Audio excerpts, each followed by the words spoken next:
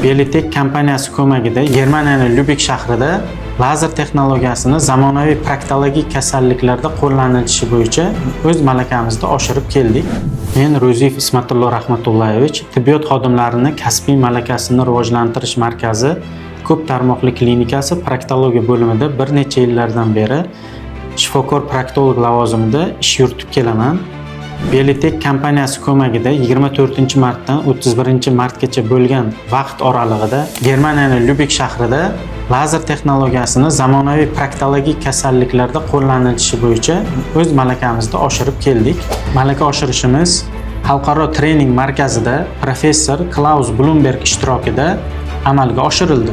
Malaka oshirishimiz davomida Belitek lazerini bir necha xil proktologik kasalliklarda qo'llanilishini o'rganib keldik. Germaniyada olgan bilimlarimiz juda ham katta tajriba bo'ldi bizga.